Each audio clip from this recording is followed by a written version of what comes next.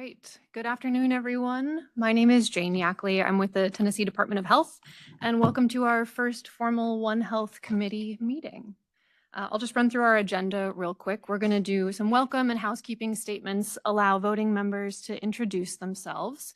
And then we have an invited presentation from Dr. Waleed Alali at East Tennessee State University talking about One Health in Tennessee. We'll leave some room for agency updates so each of our voting members can share any health-related updates from their agencies. And then we have one public comment planned during our public comment period. So to just start out, the formal Tennessee One Health Committee was established as a governing body this most recent legislative season. So now we'll follow all of the regulations subject to the Open Meetings Act, including having the meeting be public and recorded.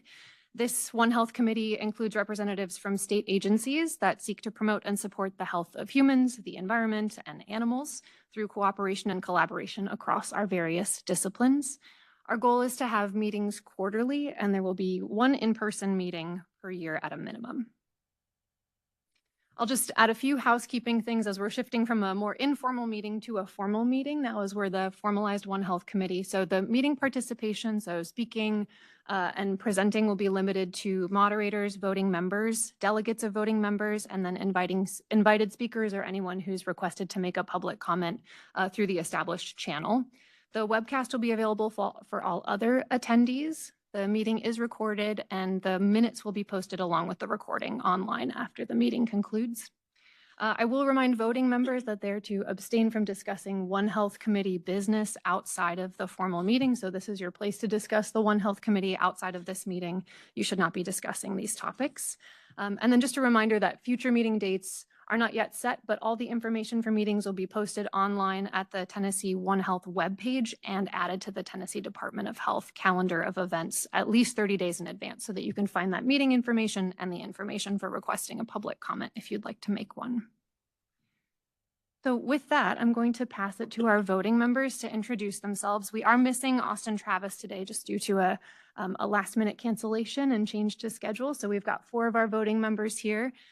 And we'll just start on the end with Allie and maybe make our way down. So if you could introduce yourself, your agency, and your role, and then reminder to in-person folks, you'll have to push the button on the mic until it's green.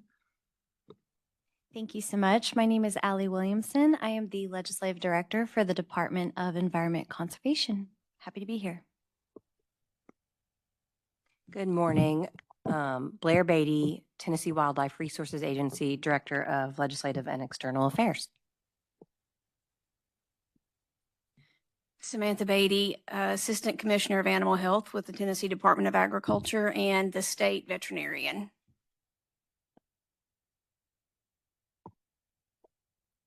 Grayson Carter, Assistant Commissioner of Legislative Affairs for the Department of Health. Thank you all. Wonderful.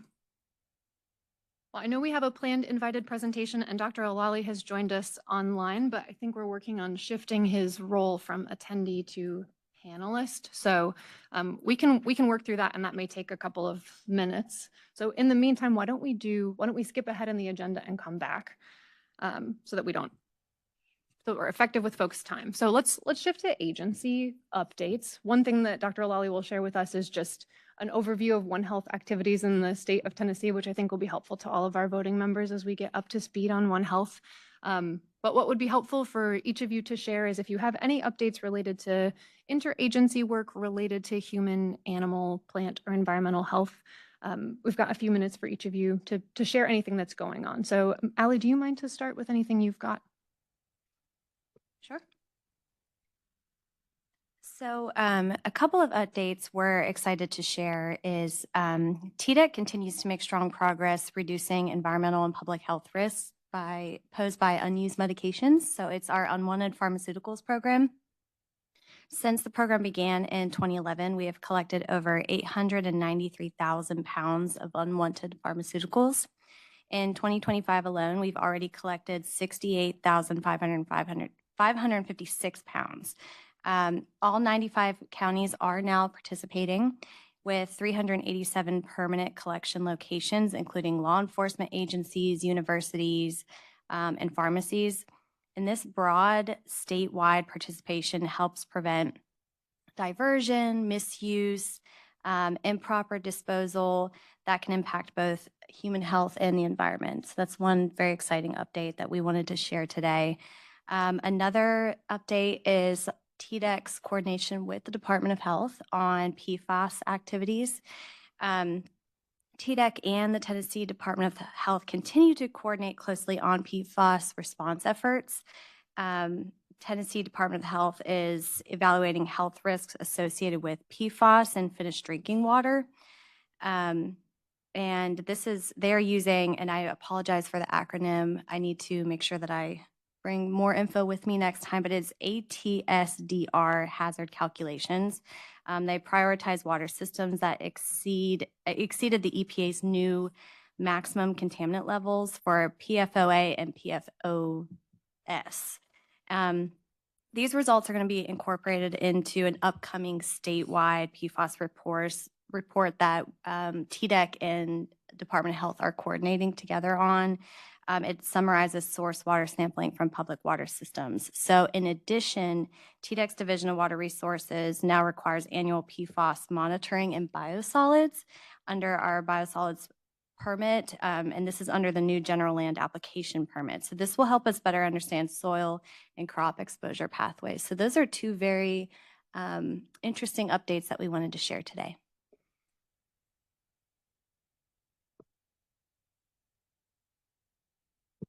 Jane, can I request a pass and that you come back to me at the end? Absolutely. So much. Yes, Samantha Beatty, Tennessee Department of Ag. So for us, kind of the most recent topics, of course, are we've all heard about avian influenza. As a state, we have, I'm almost afraid to say it, not had any commercial detections this year, or at least this fall. We have had some private collection birds who have tested positive, and those bird groups are under quarantine. And then we did have a show pig test positive for swine flu, which is an endemic disease of pigs.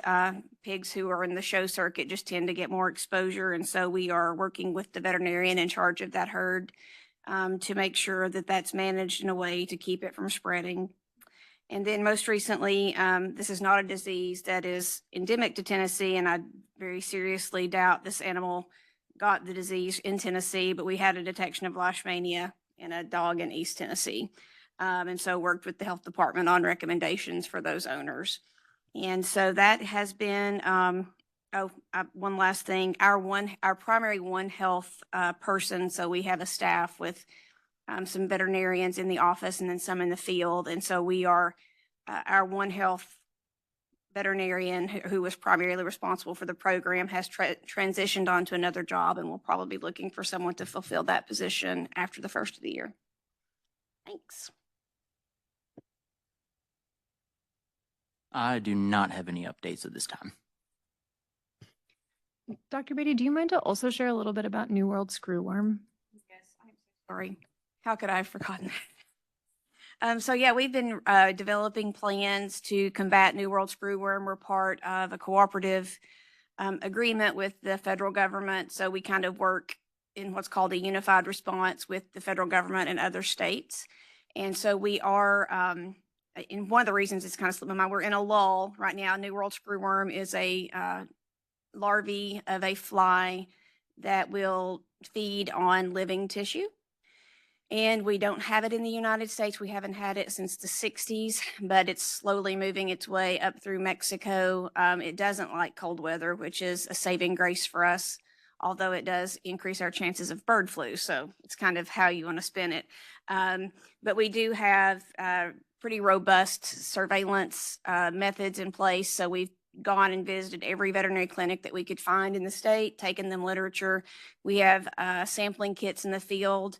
And then, of course, if a veterinarian suspects it and can't get a hold of field staff, they can call our office directly and we'll send a foreign animal disease diagnostician out to collect samples. And we can get those submitted to NVSL, which is the National Veterinary Services Laboratory in Ames, Iowa, and they can get us a diagnosis pretty quickly. But until it gets over 55 degrees or so consistently, I think we're kind of and I anticipate we may address it in the spring for sure. But it does feed on the flesh of all warm-blooded mammals and birds, and so humans are at risk. And so that has been an area where we've had some discussion with our Department of Health friends, and certainly CDC has put out some information too. Thanks. Thanks, Dr. Beatty. Thanks, guys. I wanted Dr. Beatty to go first because I had a couple of things on here about the New World screwworm and the avian influenza, and I know she is much more knowledgeable about those topics than I am. The only other thing that I want to mention is that the commission, the Tennessee Fish and Wildlife Commission, will be voting on baiting for deer at the upcoming commission meeting, which is actually this week in Chattanooga on the 4th and 5th. And the implication there is that, of course, some people might be familiar with chronic wasting disease in deer, which is primarily in West Tennessee. And we're continuing to monitor that, but depending on what the commission decides to move forward with, there could be some things that affect the baiting rule. So just bringing folks' attention to that. Thank you. Thank you all. We're still working through a couple of technical difficulties. So I think what I'll do is, oh, Dr. Beatty, you've got a little bit more. I'm sorry, Blair triggered a thought. So we are working with TWRA and at their checkpoints for deer, and those guys and gals are doing a cursory exam of those animals that are brought in and collecting any type of screwworm that they see that looks suspicious. So as part of our surveillance, thank you for letting me add that. No, thank you.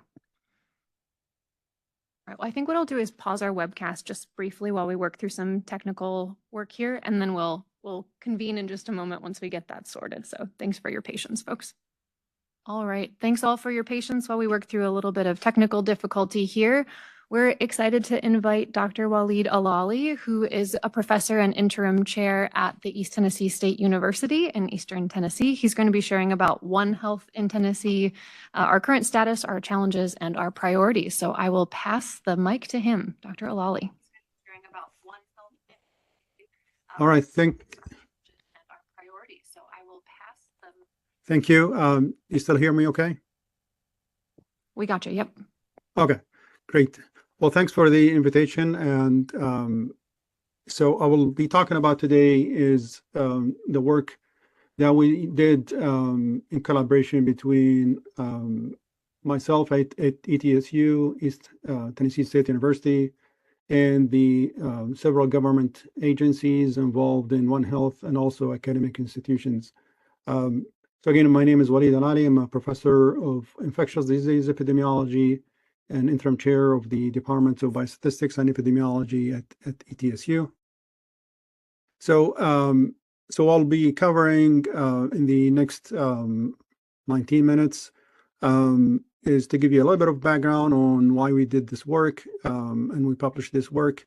The aim of this review paper that we published, I will go over a little bit on the status of One Health in Tennessee, then talk about some of the One Health challenges and opportunities in Tennessee, and then I'll move into talking about some of the top priorities of the One Health actions in Tennessee, and I will close with recommendations and take-home messages. So first of all is what's One Health, and I'm sure a lot of you knows that since you're joining this webinar in this meeting. But in a kind of a summary, what's One Health is a transdisciplinary approach that addresses a lot of challenges and complex health issues at the human, animal, plant, and environmental interface. So One Health, the One Health framework calls for and promotes the collaboration, coordination, and communication across professionals in public health, veterinary medicine, wildlife, environment, emergency preparedness, and many, many more. The One Health approach operates not only locally, but also operates at the regional, state, national, and global level to solve complex health challenges. And we took that, given the uniqueness of Tennessee, and we wanted to review what sorts of One Health initiatives and actions and work is being conducted within the state, and what sorts of challenges and opportunities are there, and what can be done moving forward. So why we analyze the One Health work in Tennessee and why does that matter? Now, the beautiful state of Tennessee has a mix of rich biodiversity, but also large agriculture operations, such as livestock and poultry, and also a growing urban hubs. And we know that there's large cities across the state from east to west. That creates a complex interaction between the human, the animal, and the environment. And with this interaction, it comes with risks. And those risks involve zoonotic or zoonotic diseases, the changes in vectors within the state and the movements of a lot of the vector and vector-borne diseases, and also as well emerging contaminants, food safety, and food insecurity issues, climate and land use changes, and biodiversity loss. So all of that leads to increase the risk of the complex health issues to rise within the state. Now, with complex health issues, it requires transdisciplinary or multidisciplinary action or approach. Just a couple of examples of what's been, how this complex health issue has been dealt with from transdisciplinary approach. A couple of examples is the HPAI, the highly pathogenic avian influenza outbreaks in 2022, 2023, and the way that the different agencies, in collaboration with federal partners, responded to those outbreaks to contain the outbreaks and also safely dispose of more than 400,000 birds across the state. Another example is the emerging contaminants and its relationship to climate pressure, such as the harmful algal blooms, PFAS, and also the warming climate and warming temperature and shifting in species in the state. And this is an example of collaboration between TWRA, the Tennessee Wildlife Resources Agency, and TDEC for surveillance and control and response. So the aim of the work, or aim of the paper that we published, it's a baseline review conducted to analyze existing efforts, highlight challenges and opportunities to improve a One Health approach. So the specific aims of the work was to map the One Health initiatives in Tennessee, so to know what we have, identify the strength, what gaps we have, and what priority actions we should consider. And also to showcase collaboration among agencies and academic institutions and outline recommendations. So in terms of the status of One Health in Tennessee, there are several active One Health initiatives, and those are housed and directed by the several state agencies that I'm showing here in the slide, in addition to academic institutions, mostly at ETSU and the University of Tennessee.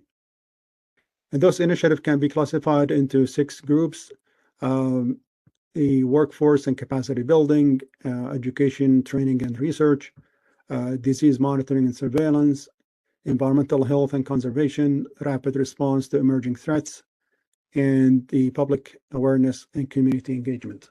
So I'm just going to discuss a couple of those before I move to the second section of the presentation.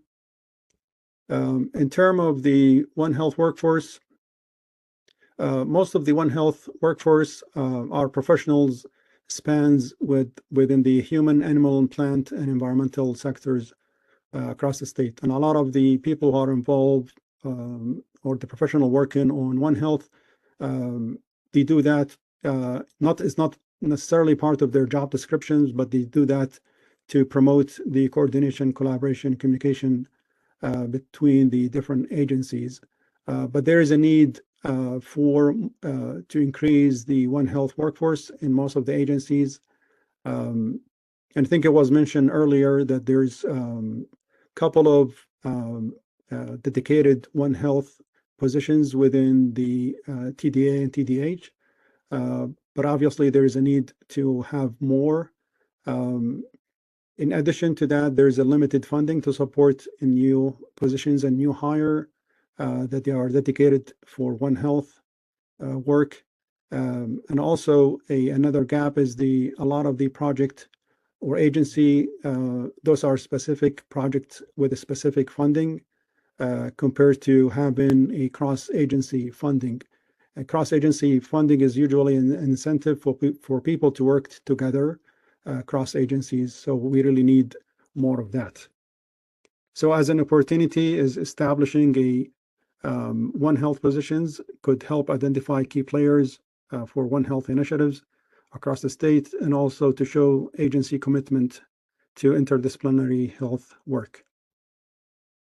In terms of the status of One Health, in terms of education and training programs, the University of Tennessee One Health Initiative have been working with several partners across the state for the K-12 programs, where they develop education material and they're promoting One Health education early on within the schools. Also, UT has a One Health minor that builds on cross-disciplinary competencies such as communication and leadership, translation of evidence to policy, and cross-disciplinary science. In terms of graduate programs, here at ETSU, we offer a graduate certificate in One Health and Climate Studies that is 100% online. And also, we are currently working on a new degree, a master's degree in environment, health, and disciplinary sciences, which is an interdisciplinary degree that we hope to start in the next fall. Moving into One Health challenges and opportunities in Tennessee, and I'm going to discuss 4 areas where there continues to be challenges, but also opportunities. And those 4 areas are the emerging zoonotic diseases, emerging contaminants, change of climate, and loss of biodiversity. So in terms of the challenges associated with emerging zoonotic diseases within Tennessee, we know with the diverse ecosystem across the state and the growing population, that leads to increased human and animal environment interaction. And with that, we continue to see the existing endemic, emerging and re-emerging diseases such as rabies, avian influenza, West Nile virus, Lyme disease, and so on, that we continue to see in the state, whether they are emerging and re-emerging. And also, we see that some of those challenges and we face within the state are related to the wildlife and domestic human interface. We know with modern agriculture and the way we grow animals, there continue to be an increase in that we need to improve the biosecurity within farms, to limit the interaction between domestic animal and wildlife. So that's something continues to be a challenge and needs to be improved. Tennessee population continue to grow, and we know that Tennessee population, or Tennessee as a state, continues to be attractive to a lot of people to move into. And that puts a lot of challenge on the way we use the land, and also more interaction between the human and wildlife as well. We've seen also there's invasive and expanding species such as the armadillos, and those raise a new One Health concern such as the leprosy, since armadillos are reservoirs for leprosy. One of the opportunities that we discussed is the wildlife surveillance, and we know we can with the surveillance in wildlife, this is considered as an early warning system, where you can detect a lot of pathogens. If you see them in the wildlife, you know that there is a high risk that that will spread or jump into domestic animals and also to humans as well. So wildlife surveillance continues to be an important part within the control and prevention of zoonotic diseases. In terms of emerging contaminants, the harmful algae blooms, those are the toxins that we've seen in different bodies of water. The Tennessee HAB Interagency Working Group, which is a group between the state agencies, federal partners, local agencies, universities, and several public health interest groups. They work together to monitor the water quality for HABs and also assess its impact on the environment, the human, and the animal health as well. But also they communicate with the public about the risk of HAB, and also they work on mitigation strategies to reduce it in water. Another emerging contaminant is PFAS. TDEC has developed a nice public dashboard where they publish a lot of the finding from their statewide water sampling for 29 PFAS compounds, and to tell the public of what they have found. And there is a multi-agency mitigation work group that's collaboration between TDEC, TDH and TDA, TWRA and UT to continue with and improve the surveillance capacity, and also to be able to continue to do a lot of public communication about the risk associated with PFAS. Since there's a lot of misinformation with PFAS, I think that's a really important point. In terms of change of climate, we know that this has impacted all parts of the U.S., including the southern parts, the southeast of the U.S. Extreme weather events that we've seen, such as droughts, extreme heat, hurricanes, and flood, and heavy rainfall.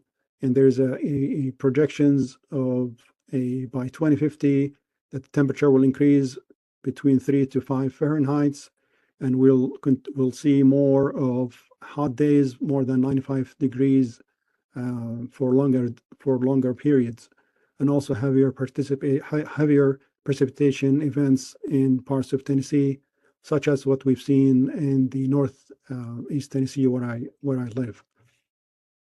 So the impact of change of climate, it has an impact obviously on the human and animal health by impacting things like food security and its impact on food production, its impact on disease vectors such as the ticks that they carry the bacteria that causes Lyme disease, and also the wildlife distribution because of the changes in temperature, and also the environmental health such as the emerging contaminants HAB as well. Also, it has an impact on invasive species such as the pine beetle and its expansion that destroyed lots and lots of acres of pine forest in Tennessee. And also the climate change has also its impact on the wildlife. And there was an assessment was conducted by TWRA in collaboration with agencies that they found that 70 out of 119 species in Tennessee are moderately vulnerable because of the change of climate. The loss of biodiversity and loss of species, and that has created a predator-prey imbalance, also impacted the pollinator numbers, also impacted the disease outbreaks and habitat degradation as well. Couple of examples is that we know the fungal disease in bats, the white nose syndrome, and its impact on bats that they eat insects, and that resulted into reduction of the number of bats that eat insects, including mosquitoes. And when you have more mosquitoes, I mean, you're gonna have a more risk of mosquitoes carrying pathogens such as West Nile virus, and that has a negative impact on human and animal health. Also, a loss of snakes due to fungal disease. So reduction of number of snakes, I mean, there will be an increase in rodents and small pests, and that also has a negative impact on the human and animal health as well. So what's needed is a multidisciplinary collaborative efforts that where human specialists social scientists, economic specialists, communication specialists, wildlife, biologists, and animal scientists needs to work together to be able to find a solution how to slow down the loss of biodiversity and loss of species, and what to do about a lot of the diseases, such as the example I show you, to be able to continue to protect a lot of the biodiversity that we have within the state. The last part I'm going to talk about is the top priority of for the One Health actions in Tennessee. So there are 5 priorities that we came up with.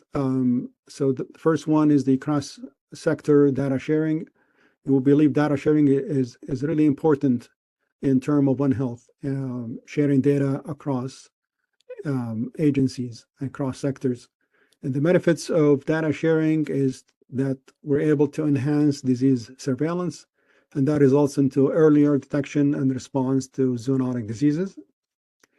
It also improve public health responses, so that data sharing leads to coordinated response to public health threats, such as avian influenza.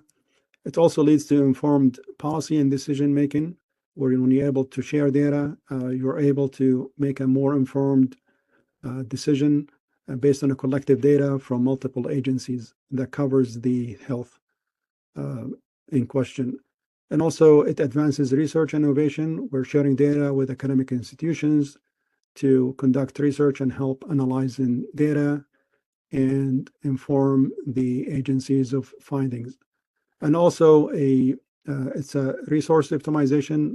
It avoids duplication and also saves a lot of money spent on duplicating efforts. And how to do that is there's a need for formal data sharing agreements, collaborative data exchange system, integrated online platforms, and regular stakeholder meetings. And also we need to do a lot of training and capacity building as well on how to do that. Second priority is a cross-sectorial collaboration and communication, whether that within the state agencies and the state and federal partners, where collaboration is needed to share expertise and data as well, such as what's going on between TDH and CDC, TDA and the USDA, and the USDA Wildlife Services and TWRA as well. And also it's between academic NGOs and local communities for capacity building, disaster responses, and so on. Third priority is to invest in cross-sector workforce. And I keep going back to the workforce because of its importance. So funding cross-training and pipeline programs, so we're able to train the next generation of One Health professionals. And what we need to build is a joint training and rotation for professionals through the human and animal environment agencies throughout the state. Also, we need a One Health fellowship to train graduates and early career professionals, increase the veterinary access in rural health, and improve the animal health in rural areas across the state, and also to increase and train our lab workforce to be able to work and share protocols across agencies as well. The fourth priority is to unify risk communication. And that includes message maps and templates to come up with a pre-approved plain language scripts in different languages for top hazards such as the avian influenza, backyard flocks, outbreaks, rabies, and so on. And also to be able to use the trusted messengers and train extension agents, county public information officers, veterinarians, wildlife officers, hunter education leads, and community health workers to be able to communicate the same message across the different agencies. And this requires coordinated efforts that aligns with TDA, TDH, and other agencies' outreach channels. The fifth and the last priority is to strengthen the wildlife and livestock human interface.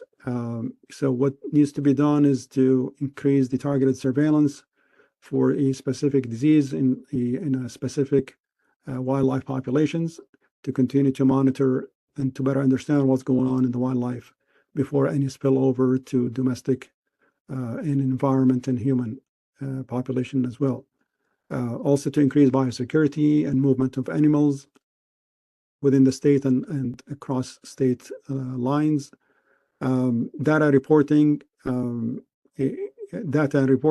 by sharing a One Health event ID across the different labs that involve into analyzing samples, whether we're talking about animals or humans and wildlife, and upload that into a portal, and also to share a lot of the data that comes up from analysis of the sample, such as genomic data for different pathogens, and also to engage the community, including hunter, producer, backyard owner, and train them through the extension agents to be able to detect certain characteristics of a disease and able to communicate that back to the extension agents or to the proper authority.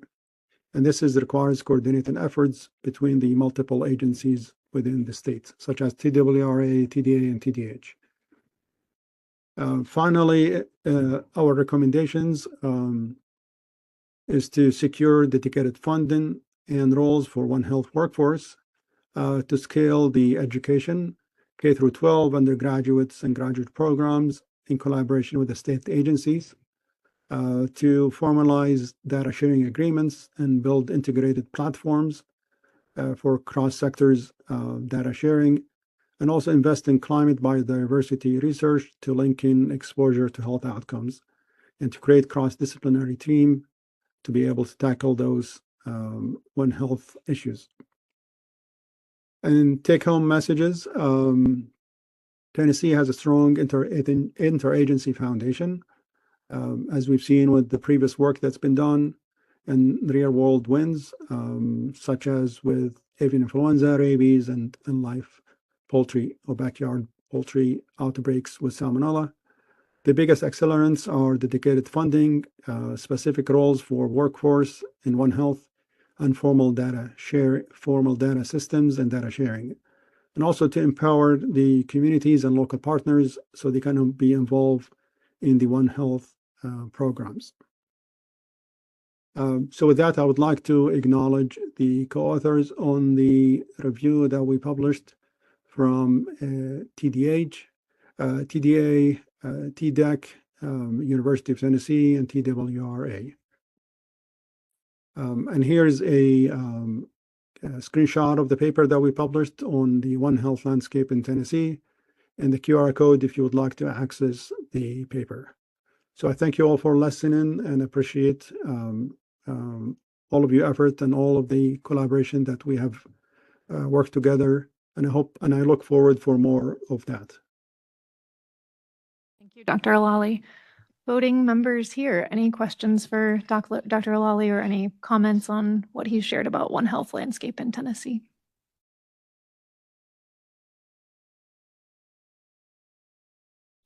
Excuse me, this is Dr. Beatty. Great presentation. Thank you so much for putting all of that together. I think it was a very comprehensive look at the way we've worked to build One Health so far. Thank you. All right. Thank you, Dr. Alali. Really appreciate you taking time and sharing with this group. All right, we will work toward our last portion of the meeting. Grab my slides.